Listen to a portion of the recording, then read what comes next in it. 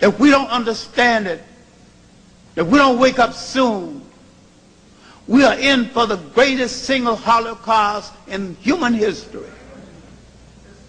We've got no friends.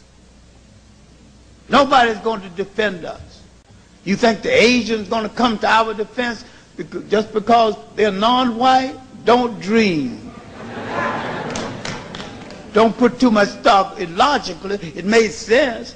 They've been discriminated against too. Makes real sense for there to be an alliance between Africans and Asia. They're the majority of humanity.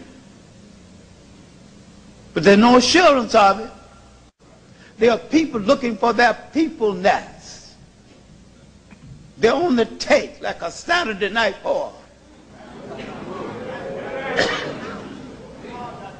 They're for sale to the highest bidder.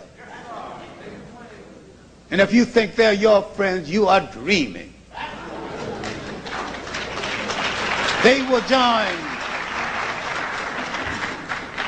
will join Europeans in the reconquest of Africa and take their share. And they'll drive Africans out of Africa and repopulate it with Europeans and Asians and Arabs. Asia is rising in the world, though like their white counterparts, their time in the sun will be but for a single day. Remember, at the dawn of the 13th century, China was the most prosperous and cultured country in the world. But due to their xenophobia and cultural weaknesses, they soon lost all of this. Today, China has the world's largest population. They can't sustain these kind of numbers, which is why they want into Africa so badly. They need land for their people and resources for their home country. Africa must expel the Chinese and all other Asians and deny them resources. Those minerals belong to Africa and no one else. The Chinese, the Asians in general, are like gluttonous pigs. They will consume everything if Africa lets them. China is in the midst of a population crisis. They can't grow food fast enough, can't create enough energy, and even though they have taken manufacturing away from the U.S., there's no way in hell that they can provide enough jobs for all of them.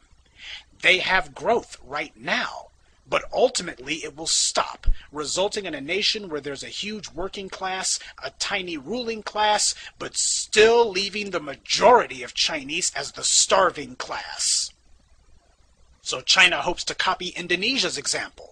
The Indonesians immigrated to Madagascar in huge numbers and completely overwhelmed the native Africans there. Today, people don't even know that blacks had always been there until the Indonesian invasion.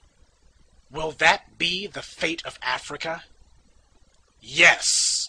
If the leaders allow Chinese immigration and unregulated industrial plundering by the Asian nations to continue, Africa will become an economic or even physical colony of Asia.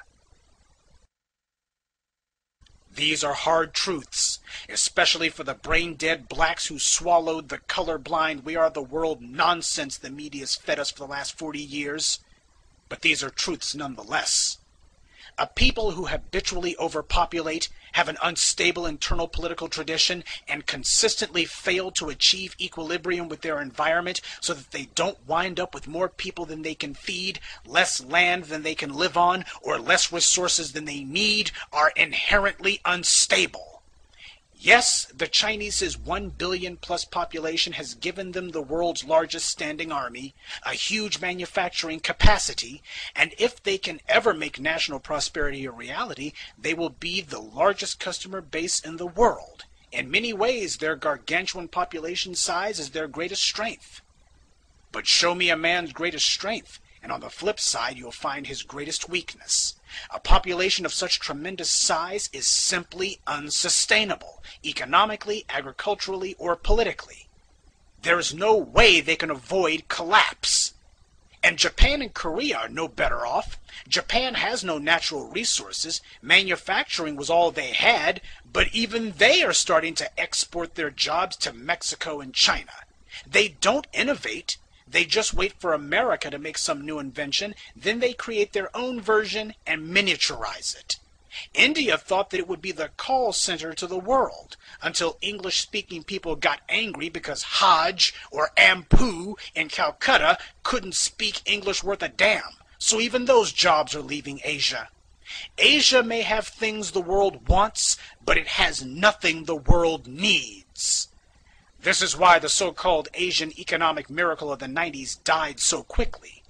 This is why the Indians have already begun to flee their country and head to Ethiopia, and the Asians have long been coming to South Africa.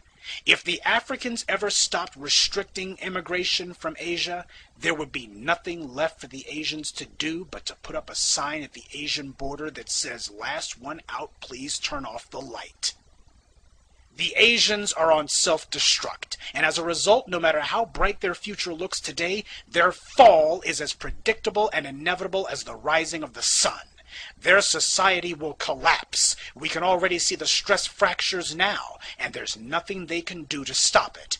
Our job is to make sure that we don't let them get their hooks into Africa. Because if we do let them do that, they will literally eat us out of house and home. You will look up and Africa will look just like Beijing or Madagascar. They won't stop their hyper baby making just because they're in a country with non-racist people, plentiful food, and political stability. In fact, these hospitable conditions will only cause their reproducing to increase. And in the end, they will overpopulate Africa and consume its resources beyond any hope of replenishment until eventually they reach societal collapse anyway. The only difference is that we would share their fate. Our job is to make sure they don't drag us down with them. As Randy Newman said, short people got no reason to live. And they certainly got no reason to put down roots in our home. I issue this as a warning to Robert Mugabe or any other African leader who's allowing the Asians to emigrate into Africa or to buy its resources. You are establishing yourself as an enemy of the black people by taking in our mortal enemies. You are out of order, and you are acting as a traitor. And there's only one punishment for treason.